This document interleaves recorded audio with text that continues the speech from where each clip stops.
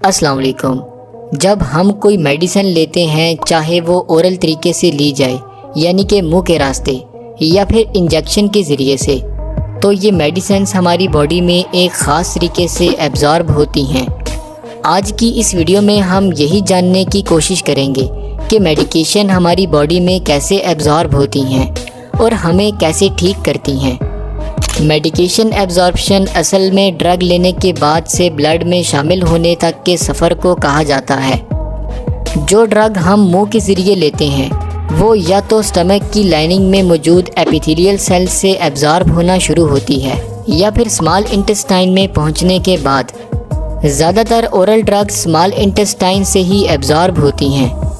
Small intestine से absorb होते हुए oral drug portal venous system के थ्रू सबसे पहले लिवर में पहुंचती है। हमारे लिवर का एक फंक्शन ये भी होता है कि ये हार्मफुल ड्रग्स और केमिकल्स को डिटॉक्सिफाई करके बॉडी से रिमूव करता है। यही काम लिवर ओरल ड्रग के साथ भी करता है, यानी हमारा लिवर एब्जॉर्ब हुई ड्रग को इनएक्टिव करके बाइल में रिमूव होने के लिए स्टोर कर देता है। लेकिन स्टिल बहुत सारे ड्रग के मॉलिक्यूल्स लिवर डिटॉक्सिफिकेशन से बचकर ब्लड में शामिल हो जाते हैं, जहां से फिर ये ड्रग मॉलिक्यूल्स टारगेट सेल्स और ऑर्गन्स तक पहुंचकर हमें ट्रीट करते हैं। ओरल ड्रग लेने का एक इशू ये भी होता है कि ये ड्रग ब्लड तक एकदम से नहीं पहुंचती, बल्कि ब्लड में शामिल होने के लिए कम से कम आधा घंटा ले लेती है। अगर ड्रग को इंजेक्शन के ज़रिए डायरेक्टली वेन्स में इंसर्ट कर दिया जाए तो इस तरह ड्रग गैस्ट्रोइंटेस्टाइनल ट्रैक्ट में जाने के बजाय डायरेक्टली ब्लड में शामिल हो जाती है, जिससे ये ड्रग ज़ाया भी नहीं होती और असर भी जल्दी करती है। इसके अलावा बाज़ ड्रग्स इंजेक्शंस के ज़रिए मसल्स में इंजेक्ट की जाती हैं। इस किस्म के इंजेक्शन को इंट्रामस्कुलर या सबक्यूटेनियस इंजेक्शन कहा जाता है। इस तरीके से दी गई ड्रग्स मसल सेल्स में मौजूद कैपिलरीज के स्मॉल गैप से ब्लड में इंटर हो जाती हैं और फिर ट्रैवल करते हुए टारगेटेड ऑर्गन्स तक पहुंच जाती हैं।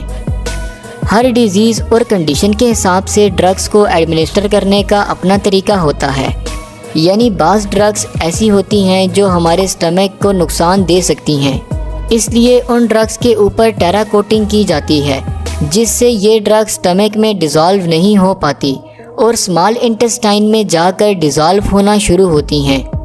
इसके अलावा बाज़ ड्रग्स ऐसी होती हैं जिनकी हमारी बॉडी को ज़्यादा टाइम के लिए ज़रूरत होती है, इसलिए ऐसी ड्रग्स को ऐसे बनाया जाता है कि ये ड्रग्स स्लोली डिज़ोल्व होकर लंबे टाइम के लिए हमारी बॉडी में मौजूद रहती हैं। इसके बरक्स अगर कोई ड्रग ऐसी हो जो लिवर से डिटॉक्सिफाई हो जाती हो, तो ऐसी ड्रग्स को इंजेक्शन के ज़रिए बॉडी में भेजा जाता है ताकि ड्रग की बायो अवेलेबिलिटी 100% रहे।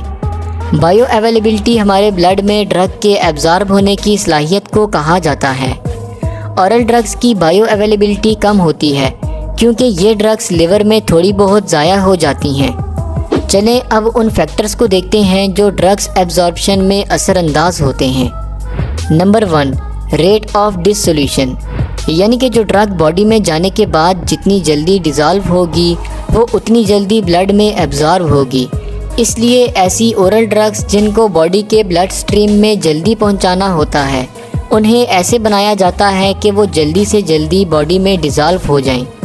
नंबर 2, सरफेस एरिया, जैसा कि स्टमक लाइनिंग सेल्स का सरफेस एरिया इंटेस्टाइन लाइनिंग के सेल्स की निस्बत कम होता है, इसलिए स्टमक में ड्रग की एब्जॉर्प्शन स्मॉल इंटेस्टाइन के मुकाबले में कम होती है, यानी सरफेस एरिया जितना ज़्यादा होगा उतनी ज़्यादा और जल्दी ड्रग की एब्जॉर्प्शन होगी।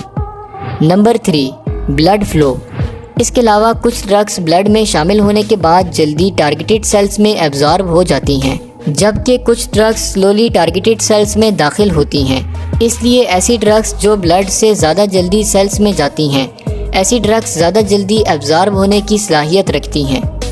नंबर 4, लिपिड सॉल्युबिलिटी, ड्रग्स को ऐसा बनाया जाता है कि वो जल्दी से सेल्स में इंटर हो सकें। ड्रग्स को इस काबिल बनाने के लिए लिपिड सॉल्युबल बनाया जाता है ताकि ड्रग सेल मेम्ब्रेन से आसानी से गुजर जाएं।